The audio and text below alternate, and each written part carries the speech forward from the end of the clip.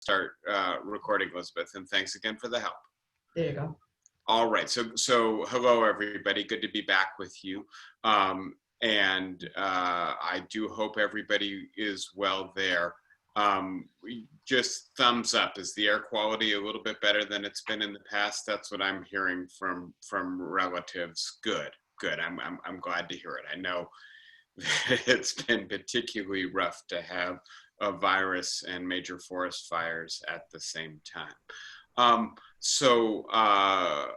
going to continue this week in speaking with you about politics and speaking with you in particular about the election campaign. And obviously, we've seen the conclusion of the Republican nominating convention. If I heard correctly, that's what you were talking about as I was coming online. And I'm going to speak with you about that today as well. There have been other important events in politics in the country this last week, including the stuff that's happening in Kenosha, Wisconsin, and the March on Washington, D.C. I am soon going to begin a lecture series with you on issues to do with race and justice in America. So I'm not going to do horse race politics each and every week between now and the middle of November. All that to say, I'm going to leave off talking about race, justice, and what happened in Kenosha, what happened in Washington, D.C. for another lecture. Today, I will focus on politics, not exclusively on the horse race aspect of it, but obviously the jumping off point is going to be what's happened with the nominating convention. But I'm going to frame it as being related to a broader theme, and that's reflected in the title, which has more than a little bit of jargon in it. I'm asking whether the Republican nominating convention is a sign of the accelerating deterioration of the epistemic dimension of American democracy.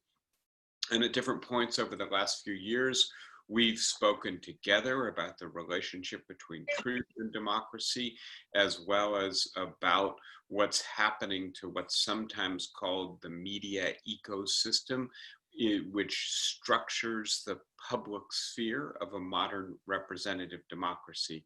And just to make my terminology as clear as possible at the outset, what I am referring to when I speak of the epistemic dimension of democracy is the fact that we, as citizens of a democracy, rely on having reasonably verified and reliable information, that we need to have some confidence that what our leaders are saying to us is grounded in their best understanding of the truth, and that their best understanding of the truth has some non-accidental relationship to reality, that they are in a culture, in a structure in terms of the government, subject to media scrutiny of a kind, not where they never make mistakes. You know, that's asking for perfection, and that almost never happens. It would be an unrealistic expectation. But where, when they do make mistakes, those mistakes are discovered and corrected.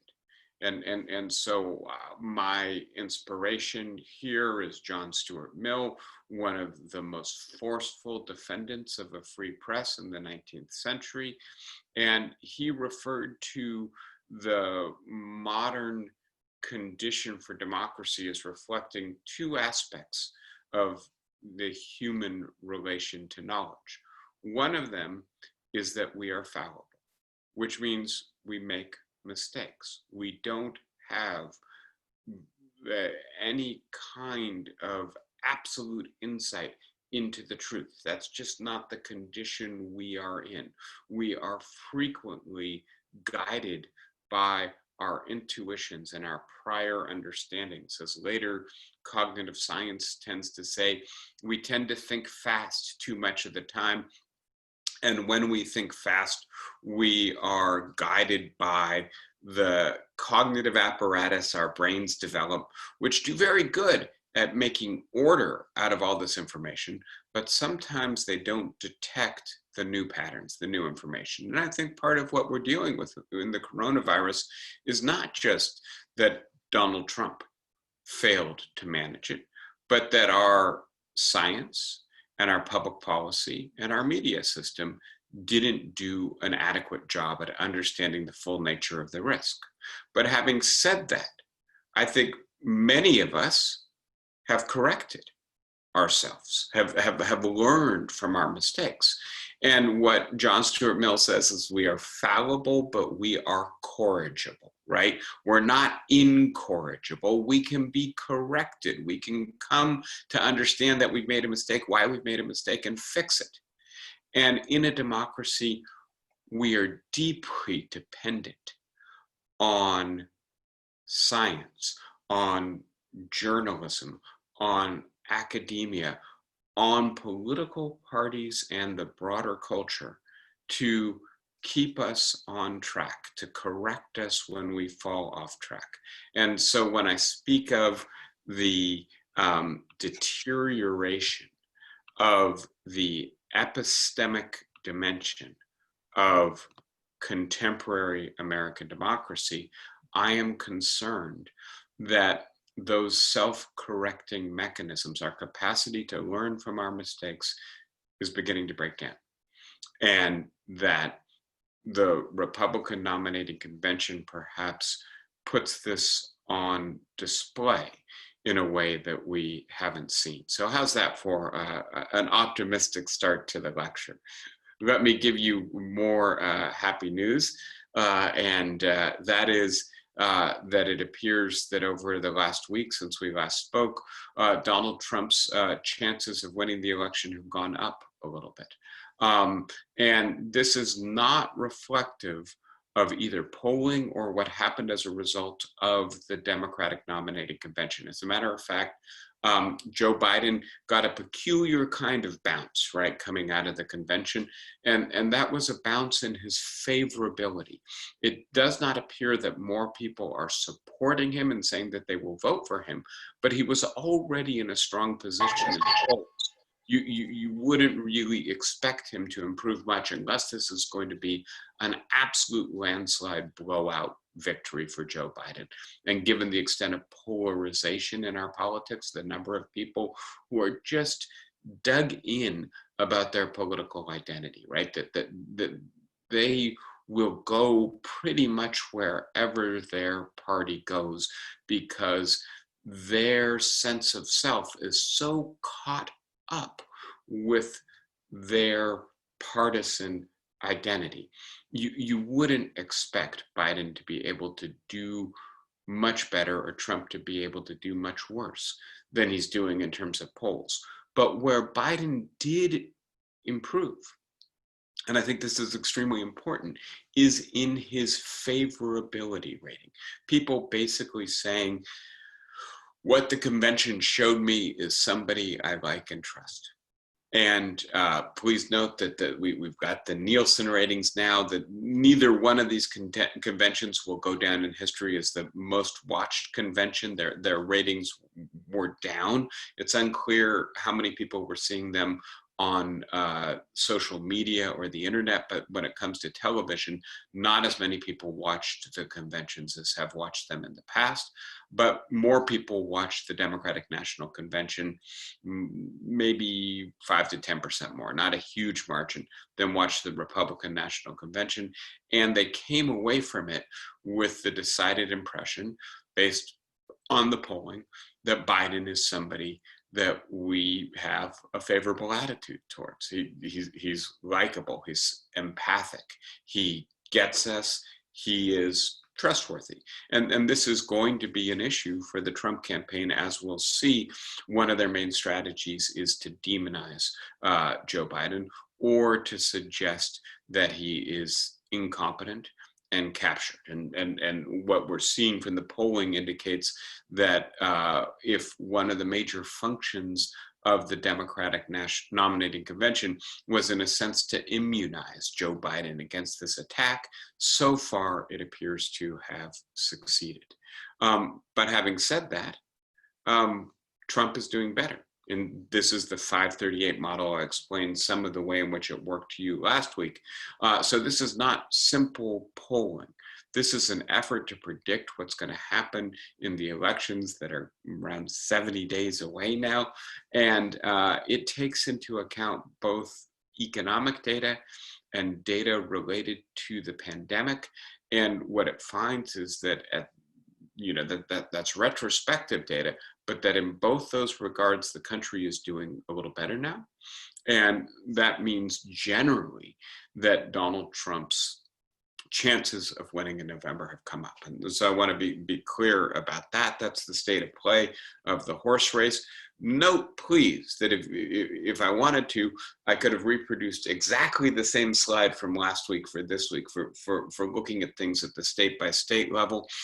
It is still the case that Joe Biden is ahead at the state level in Wisconsin, Pennsylvania, Minnesota, Florida, Arizona, those tipping point states, and hence part of the relative confidence in Biden's likely victory. He's still 2/3 to 1/3, or a little bit better than that, favorite over Donald Trump. And of course, the elections are ultimately decided at the state-by-state level. One proviso here, and that is that not a lot of polling was done over the last 2 weeks. And so there will probably be a lot more polling done in the next week, and then we'll have a bit more up-to-date information. If we were to look in the movement of the model, what we will see is that Biden's prospects have come down a little bit, Trump's prospects have come up a little bit over the last couple of weeks. There's no indication yet of any kind of bump for Donald Trump. And from the Republican nominating convention, we'll talk more about that in a few minutes, whether we should anticipate there being a bump. So this is the polling averages. And as you will see, like I said, the likelihood is, if things stay where they are right now, that really Biden will get around 53, 54% of the vote. Trump will get around 45% of the vote. That the polls don't capture everybody who doesn't want to answer a poll, but actually is pretty much mind made up. And as I indicate, that's a pretty substantial margin of victory in the current context for the overall popular vote for the country. Of course, that doesn't decide the election. And one of the questions is going to be how large a popular vote victory is necessary for a Democrat to win in 2020, given what's happening at the state level. How large a blue wave is necessary for Democrats to take control of the Senate. And it does appear, between the political geography of the United States and gerrymandering at the congressional level, 51, 52, 53% may not do it for the Democrats. They may need to get up into that 54% territory to really be able to overcome some of the obstacles in the way of democratic voting that stem from the constitutional machinery, the fact that we still use the Electoral College, that we still have equal representation of much less populous states in the Senate, and of course, gerrymandering in the way in which the House districts are drawn. All right, so I just wanted to give you that quick update, and now I want to drill down on what happened in the Republican nominating convention. And I want to start by pointing out what I think is the kind of overall takeaway themes from the Republican nominating convention. And I need to qualify this at the beginning, which is to say that I think the Democrats tried very hard to present a unified message that was coherent, organized, thought through in advance at their nominating convention. That message was in part that Donald Trump has mismanaged the virus, that as a result, now it's 180,000, probably more than 200,000 people are dead. Not only that, the economy is deeply damaged by what has been necessary to keep ourselves safe, and that there's no reason to believe that the Trump administration will do better. It doesn't have a plan still more than 6 months into a pandemic. And that in a sense, in terms of that main standard for judging a president, does he keep the country safe? Donald Trump has failed. And that on the other hand, Joe Biden is qualified. He's empathic, he's responsive, he's competent, he's strong, he's with it. People who have worked with him for many, many years are impressed with this character, right? Simple message, and a message in a sense that allowed the Democrats to transcend their internal differences by, on the one hand, coalescing around their shared antipathy for Trump, and on the other hand, by saying, we may not agree with Joe Biden on all the policy issues, but we don't dislike him. Right, and in that sense, there's a marked difference from Hillary Clinton when we look at Joe Biden. Joe Biden has worked with a whole bunch of people, and there doesn't appear to be anyone who has a smoldering feud with him. Now, having said that, that brings into contrast what I think is the very scattershot approach of the Republican nominating convention. I don't think it was carefully orchestrated.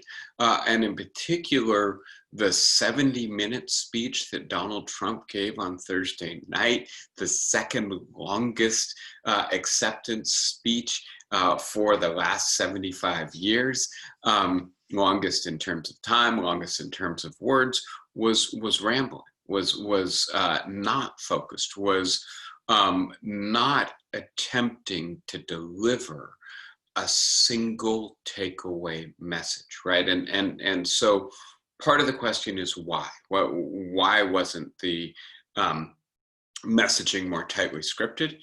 And I'll say two things about that at the outset, one of which I'll drill down on later. The first is that the Trump re-election campaign is struggling.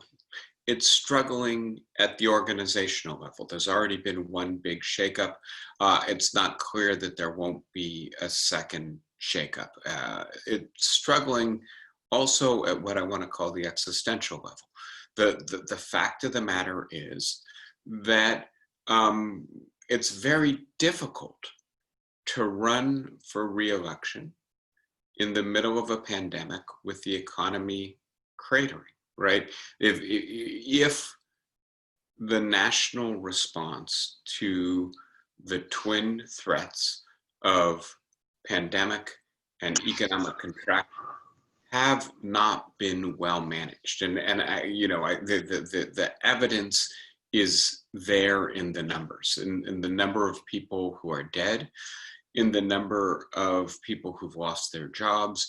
It's there in the disruption to everyday life and the fact that children can't go back to school, that colleges and universities can't have classes in person, that so many people are working from home, and it's there in the job data as well, that 1 in 6 Americans at least has lost a job in the last 6 months, right? And so it's just very difficult to figure out how to campaign against that backdrop. And so I do think that part of the scattershot nature of the Republican nominating convention doesn't just reflect the fact that Donald Trump is not a disciplined politician and didn't demand a coherent convention.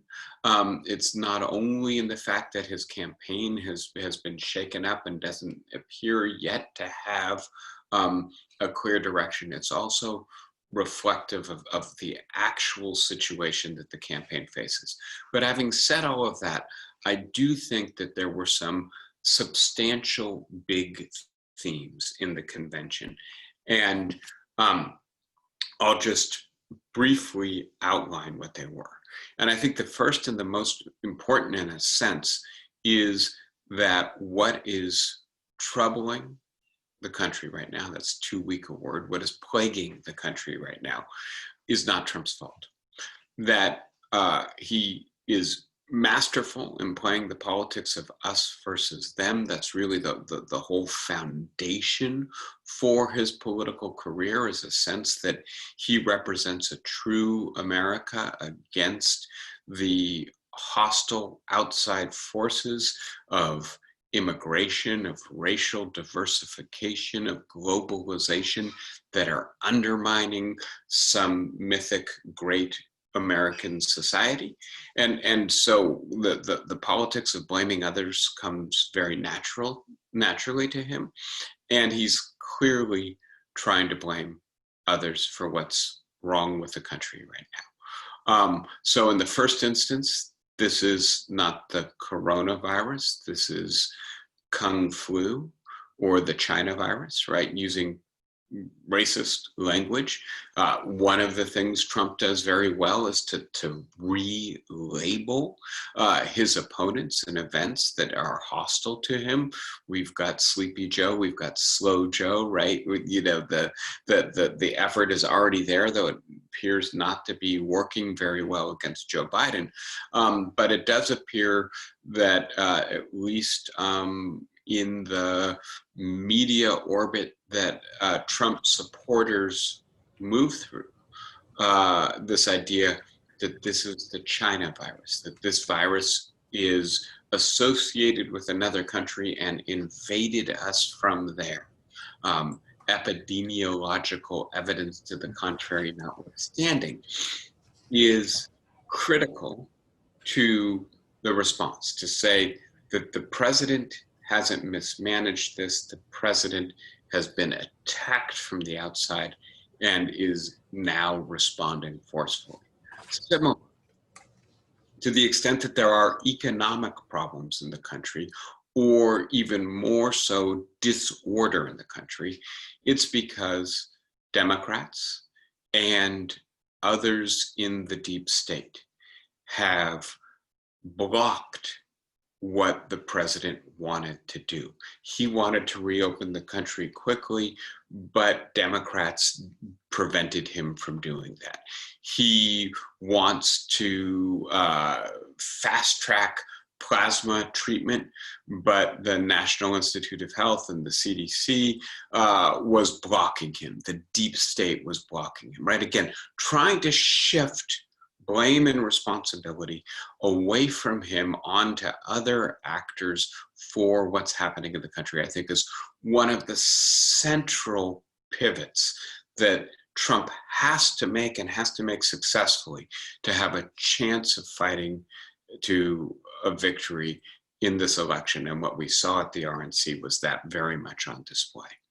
Second major theme is that we are on the brink of anarchy, that the suburbs are under siege from the urbanites who are on the march to overturn law and order, that whether it's because of the economic downturn or because of the unwillingness of Democrats to crack the whip of law and order, our society is close to coming apart, unhinged.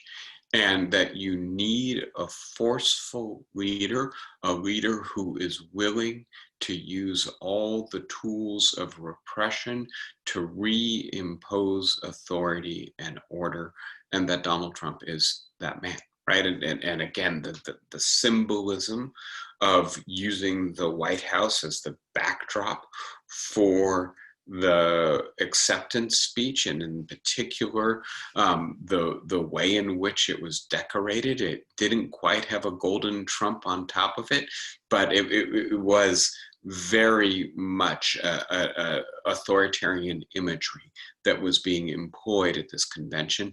And the idea is that we are living in dangerous times, and that they will become much worse if Biden is elected. And I'll just say a little bit more about this because I think it's very interesting.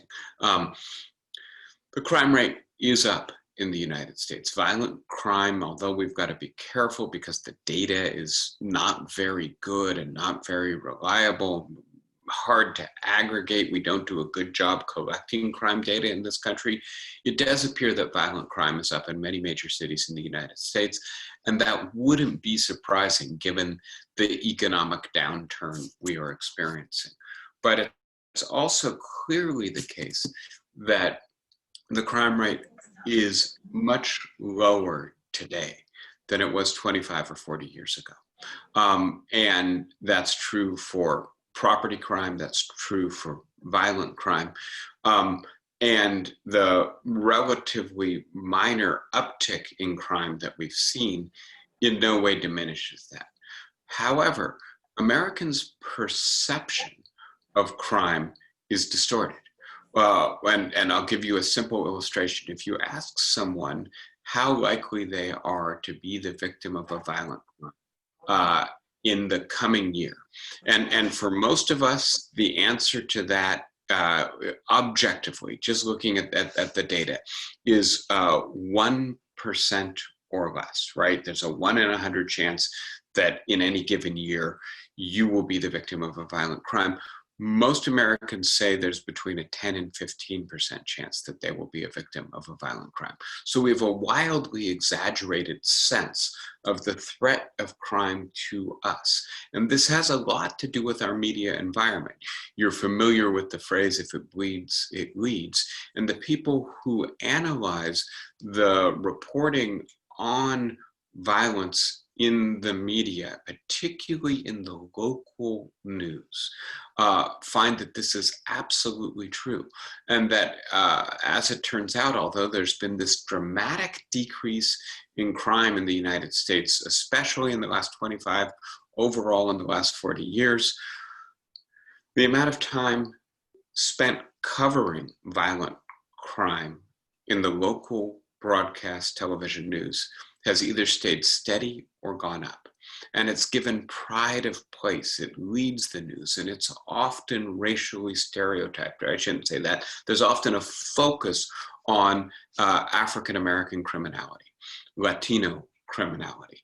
And the reason for this is quite straightforward.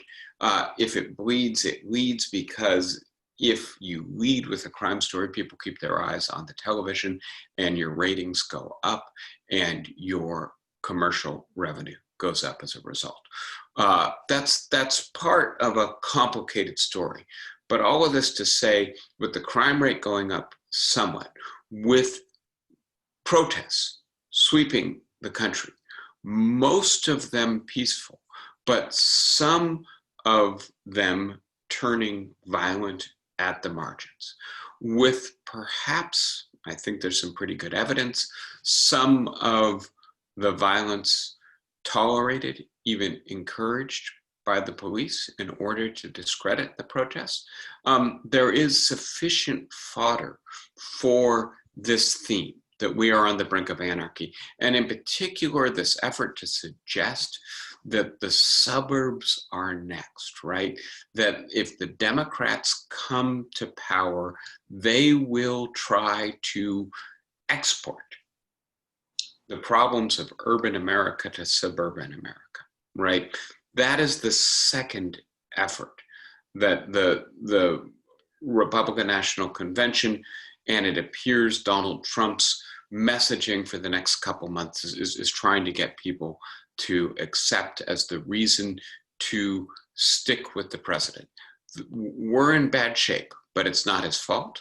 And as a result of being in bad shape, we're on the brink of anarchy, and he is the person to keep us from falling off that cliff, right? And so those are coherent messages. I think in a sense, given the circumstances, it's a pretty good strategy. So the third point then is that Trump will fix this, that he has the energy, he has the willingness to use power, that he cuts through the bureaucratic inertia of government. He will do this via executive order. He will do this with the military. He will do this with the National Guard.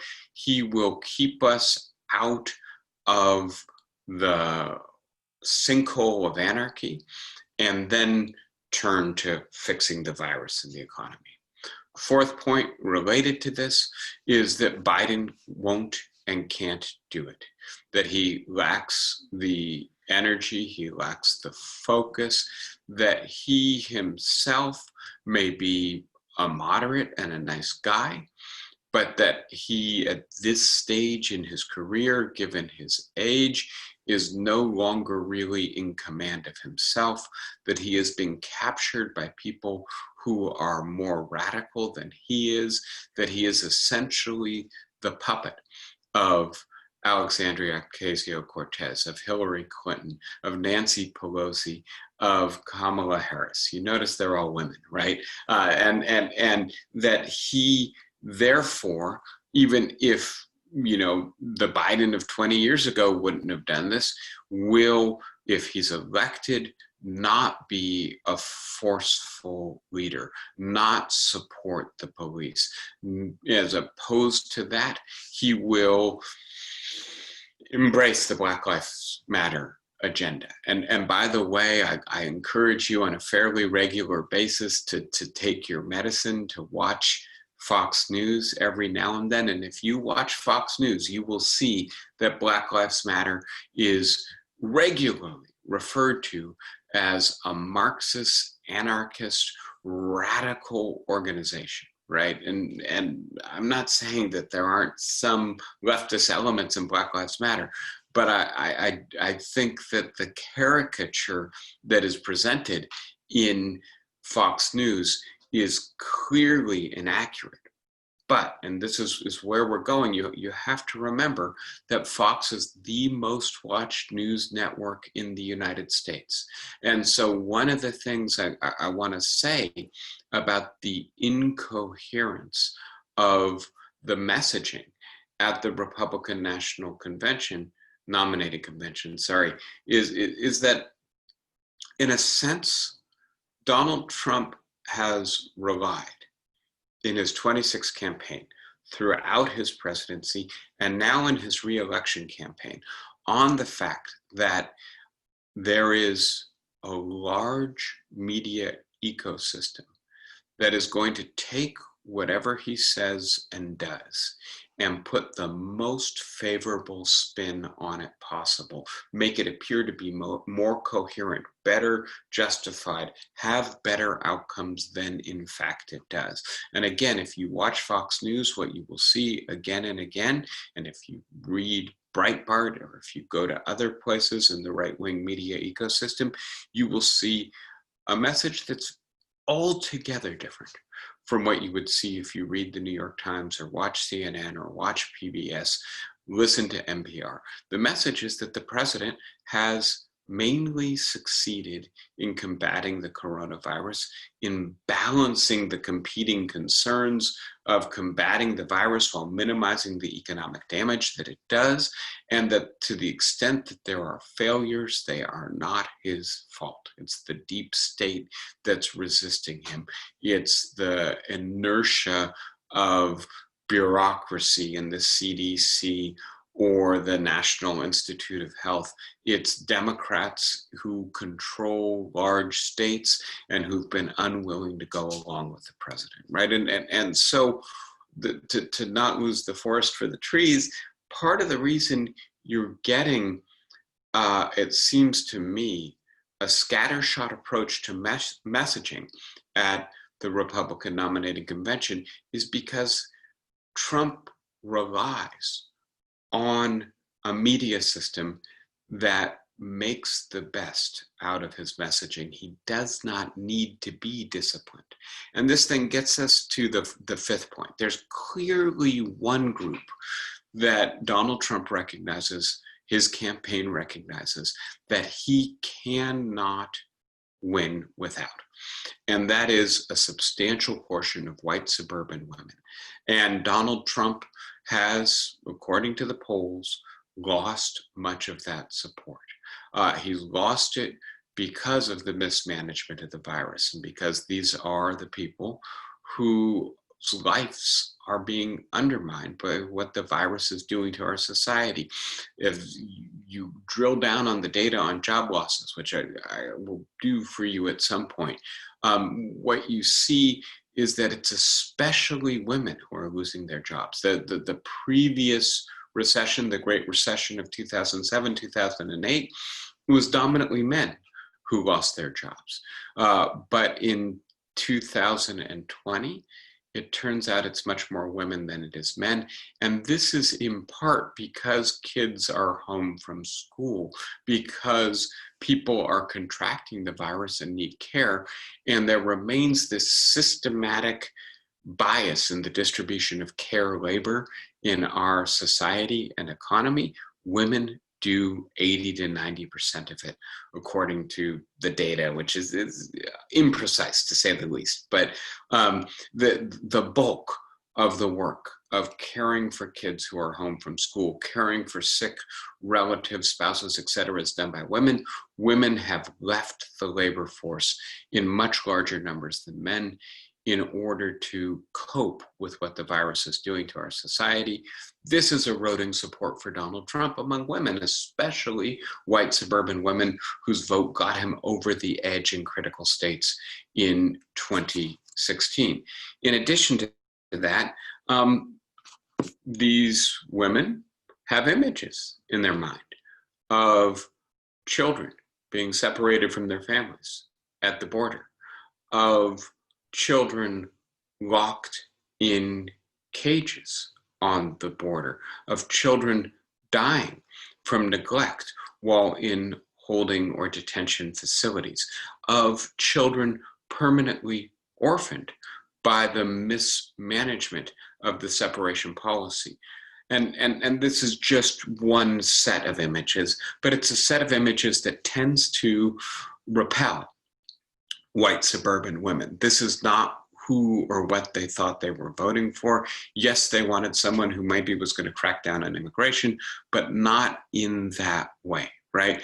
And one of the questions, you probably saw that Trump presided over a naturalization ceremony, and that was videotaped and rebroadcast as part of the Republican nominating convention. I think it was on Tuesday night. A diverse group of recently naturalized citizens. And there was the Trump I know, right, which was there in Ivanka's speech and Melania's speech and other speeches, people saying that he's a decent man. He's a nice man. He cares about you. He has empathy for you. And this is interesting because it certainly is not something that he himself evinces very readily. But there was this effort to say Trump may not show it, but he cares, right? And then, by the way, if you don't vote for him, anarchy is going to break out, and it's coming for the suburbs, and Biden will make it worse, right? And this is where I say it's scattershot. It's hard to reconcile all this stuff, right? But that is the way in which Trump approached the convention. All right, so let me now get a little bit into some analysis. I just want to start by looking at who spoke at the convention. And one of the things you will note immediately, and maybe I should say two things.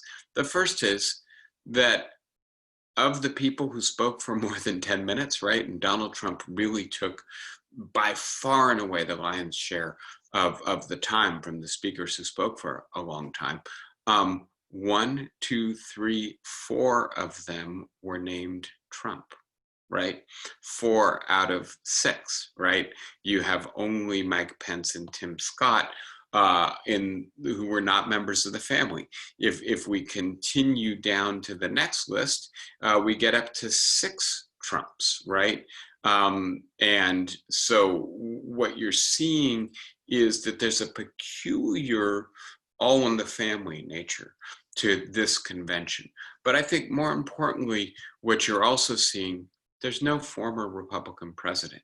There's no former candidate for the Republican presidencies. There's very few non-Trumpian Republicans at this convention. And so note also the large number of women. I think that's important, especially white women who spoke at this convention. And I think it's also worth noting that there were a fair number of African Americans, especially Republican men, who spoke at this convention. And so that sets us up then to analyze this a little bit. And the first thing I think that's obvious is that it's Trump's party, right? And that basically it's not unusual for a convention to celebrate the nominee of the party. In a sense, that's the whole point. But the uniformity, the narrowness, I think, ideologically, and in particular, the embrace of the man and the themes that the man has brought to the party, right? The party has, in a sense, completely become Donald Trump's party.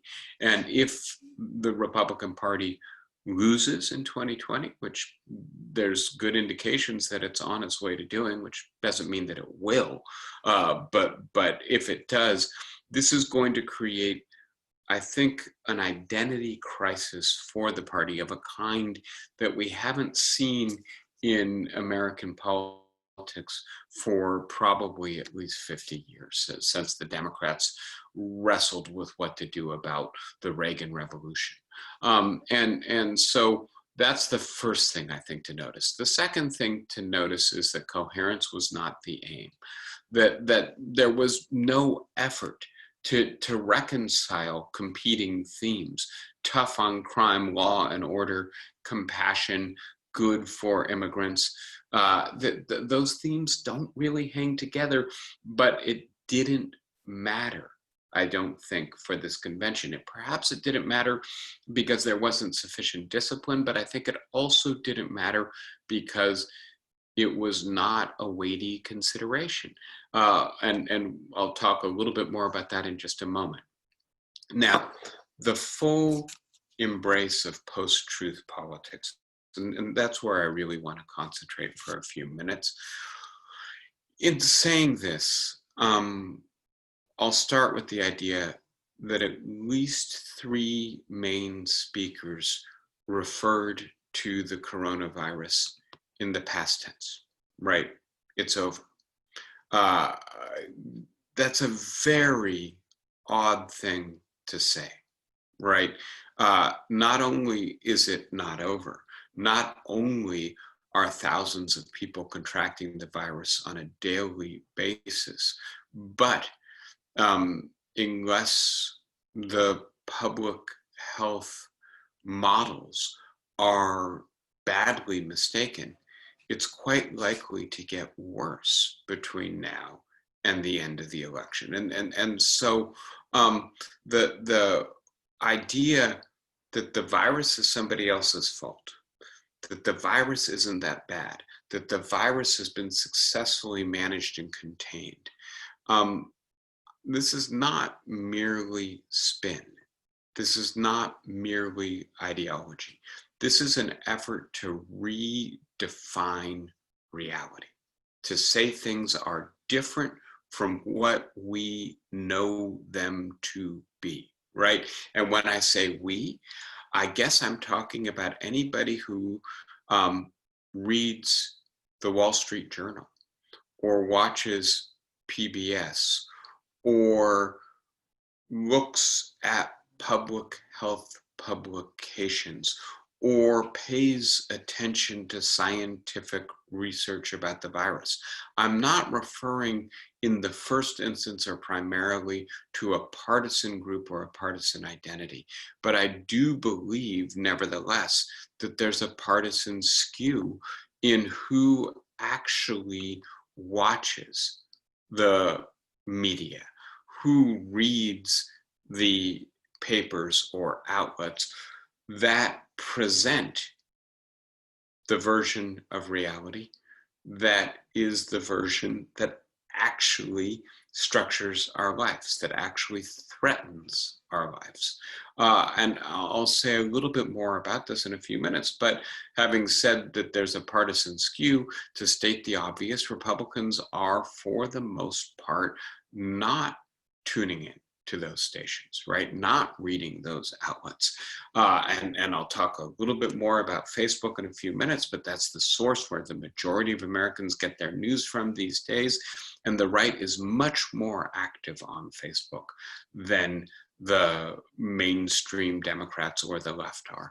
I've been doing a little bit of research on QAnon, which some of you may be aware of, right? I believe there are nearly 20 Republican candidates who have in some way tried to affiliate themselves with QAnon. This is an online conspiracy theory that suggests that the deep state is up to all kinds of awful stuff and that only Donald Trump can protect it.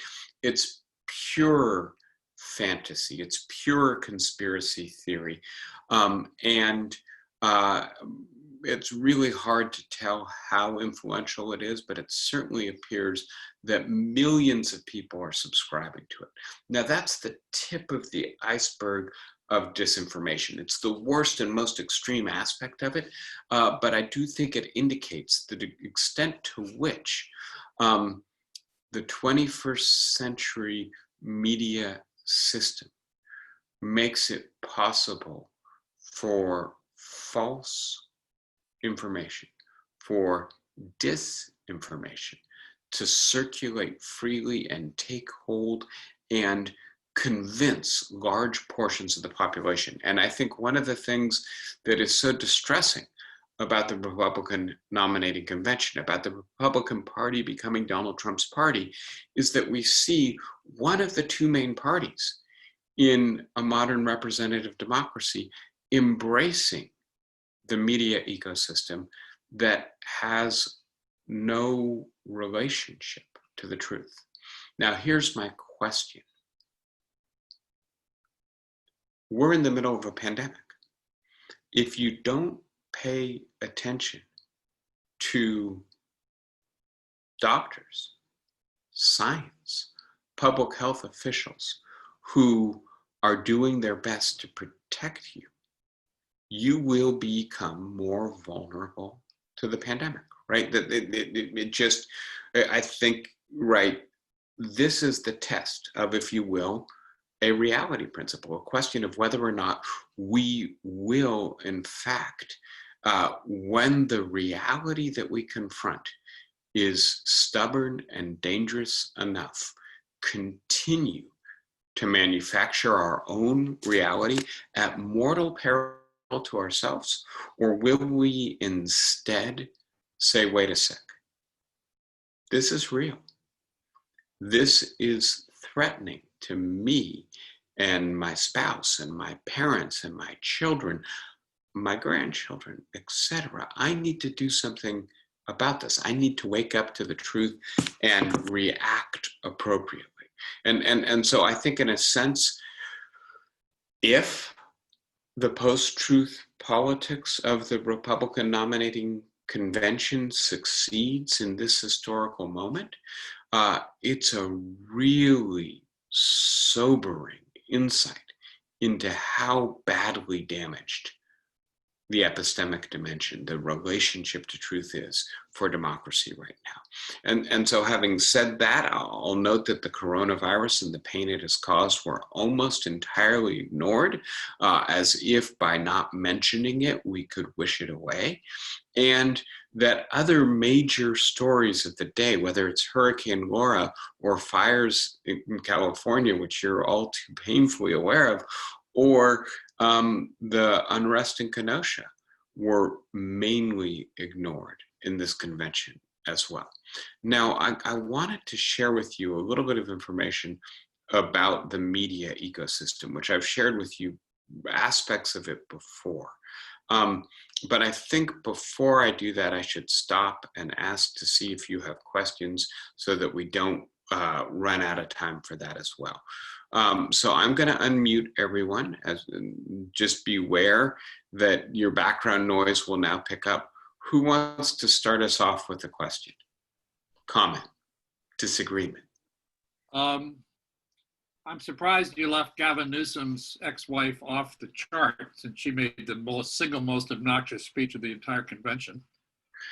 Yeah, I wasn't. Go ahead, She wasn't for some reason, but that's not actually my question. My question is, maybe you were probably going to get more to this, but in the most remarkable thing I've heard said in the last 3 weeks, Nancy Pelosi, the day before yesterday, said Biden should not debate Trump.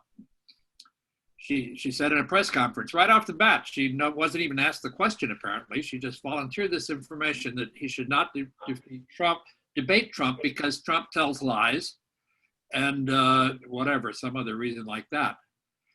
And that's the scariest thing I've heard, because I think Nancy Pelosi thinks he's senile. Yeah, well, so and obviously this is part of Trump's messaging, right? And I do think, in a sense, so far Joe Biden has benefited from it, which is to say that when he got a bounce coming out of the convention, the reason he seems to have gotten that bounce is because the expectations on him were quite low, and he actually read his teleprompter speech quite fluently and with a fair bit of conviction, right? And so he's benefited from this so far. Does Nancy Pelosi think he's senile? I don't know. I mean, certainly, again, if you peruse the darker corners of the internet, the right-wing media ecosystem, you will see tons of memes of Joe Biden putting his foot in the mouth, seeming confused, seeming out of it. And he does have a penchant for gaffes, right? But let me just point out to you, I think it's also Thomas Friedman in the New York Times who wrote an op-ed saying that maybe it's Nicholas Kristof, it was one of those two, saying that Biden should only agree to debate Trump if Trump agrees to have an independent fact checker checking what is said and actually real-time reporting on it. And you may have seen the New York Times and CNN has started doing this now for both parties, but it's much more aggressive with Trump and the Republicans. They did it throughout the RNC, right? And so I didn't see Pelosi say this, but what I read, and maybe it was Christoph's column, was this idea that if you give the national stage to Trump for a debate, and he just tells lie after lie after lie, then in a sense, you are amplifying his disinformation. Better to not do that, or use Biden's lead as leverage to force him to be fact-checked if he wants the opportunity to maybe turn things around in a debate. Now, I don't know what Pelosi was thinking. She may be worried that Biden is a step slower. She may be worried that he's prone to gaffe. She may know that he's somewhat impaired. I have no idea. That's all very speculative. I suspect she's scared that even if he's got all his marbles and fully with it and hasn't lost a step, that he made mistakes in his 40s and 50s on a regular basis. Why wouldn't he be making them now? right? And so it might just be ordinary political caution. I'm not sure. Well, maybe it is, but the image of saying we're going to structure the campaign so that we don't have to confront Trump directly because we're afraid of him is not a good image. Agreed, agreed. But the a candidate who has absolutely no qualms about misrepresenting information presents special challenges. You know, in a sense, this gets to not just a problem with Trump, but a structural problem with American democracy right now, which is what I really wanted to focus our attention on today. Who else has a question or a comment? Well, I'd like Joan Grossman. Biden's response to Nancy Pelosi, I think I read, was that he will confront Trump and correct him, challenge him right there on the debate. Well, I could see why that might make Nancy and others nervous too. Yeah, no, and you, in a sense, you, if it's the other candidate fact checking, right, the first one, you're in a almost can't win situation, right? What you want is something more independent, objective, less partisan. Let me just show you something. And I saw, Suzanne, you've got your hand up. I'll come to you in just a moment. But I was going to talk with you a little bit about what's happening in the right-wing media ecosystem. So let me bypass these diagrams, which you've seen before, and just concentrate on this for a minute. I know it's a little askew. I was copying it in a hurry. This is the percentage of misinformation on major American networks according to political fact scoring. And they did the 4 most watched networks for news, cable news in the United States. And as you can see, Fox News has a 60% score on this. That means 60% of the information that you see on Fox News is false, false or worse, right? The category PolitiFact uses. MSNBC is the next highest at around 40%. So, right, Fox News is around 50% higher. ABC and then CNN. But let's look at one more thing on this, and I think this is extremely revealing. If you look at the percentage of the news that is false per network, where does it come from? And on Fox, almost all, right, 97% of the false news comes either from paid conservatives or unpaid conservatives, right? So a tiny little fraction of it is coming from liberals and some from non-aligned. If you look at MSNBC, it is the case that the majority of the false news on MSNBC is coming from paid liberals, but it's a much, well, it's a smaller ratio, right? 20% is still coming from conservatives, and obviously there's a big difference between MSNBC and Fox in this regard. You go over to CNN, which does the best, and as you can see, 60% of the false news on CNN is coming from right-wing sources, and only about 20% of it is coming from liberal sources. And so there is this skew to the media that makes it really hard to correct a politician who is willing to say consistently false things. Those things get reinforced and amplified instead of corrected in the media ecosystem on which they rely. All right, Suzanne, you did have your hand up a moment ago, didn't you? Yeah. Go ahead. Yeah, I just wondered, you talked about the kind of emphasis on crime and, you know, painting a threatening picture. But they also painted, and I was especially struck by this with Donald Trump Jr. You can have it all. You know, that they said that they were giving a positive spin. Yeah. I just wonder how you reconcile those things. Yeah, well, I think one term that comes to mind is Manichaeanism, right? This is a universe in which there's a competition between bad and evil, right? I'm sorry, good and evil. This is a simplistic worldview in which either you have Donald Trump as your president, and Donald Trump is making America great again. Donald Trump built the best economy we've seen in this country since World War II, and it got destroyed by outside forces trying to bring him down. And if you give him a second term, he will rebuild it. And as opposed to that, Joe Biden and the Democrats are going to unleash anarchy on our society. So that's the idea, right? That this election is a struggle between good and evil.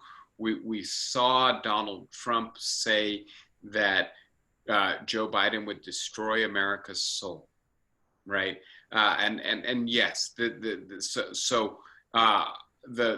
emphasis is on the negative, but in a sense, only I can fix it. Going back to the first acceptance speech that Donald Trump gave, this claim that he is the savior, that he is the person who can repair all that is wrong, restore America to a society that was a safer, more prosperous, less precarious place. This is, I think, two sides of the same coin, really. And I don't think they were aiming for consistency. I don't think they needed consistency. That's the scary part to me. But having said that, I do think there's a sense in which those two messages do in fact cohere. Thank you for the question, Suzanne. Does anybody else? Yeah, Flossie, you're gonna have to unmute yourself by holding your space bar, please.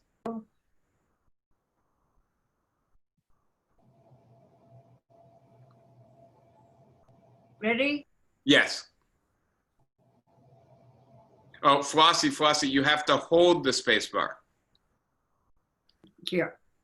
We need a Stephen Colbert, alas, an Al Franken, or somebody with smarts, not to dispute with Trump logically, but to make him look like an idiot, which he is, every time he opens his mouth. Maybe Kamala Harris can step in where Biden cannot. In other words, Biden needs a little bit of support from a smart aleck. Yeah, and I think there's something to be said for the fact that satire works better than serious discourse when you're confronting someone who just makes things up, right? And there was that, I don't remember her name. She's a San Francisco-based comedian who does lip syncing of Donald Trump, right? She spoke at the Democratic nominating convention for a minute, right, about voter suppression. And yes, maybe we need more of that. All right, everybody. A good discussion today. We will be pivoting to issues of racial justice next week, the week after, and doing a lecture series on that, in part because I don't want to just spend every week talking about the election. It's a bit too grim, but I do promise that I will circle back to what's happening, the major events in the national news and the election in particular, as they develop. Looking forward to seeing everybody next week. Please take care of yourselves, be well, and see you Saturday morning in Oakland next week. Bye, everybody. Thank you, David. Bye, guys. Thank you. Bye-bye.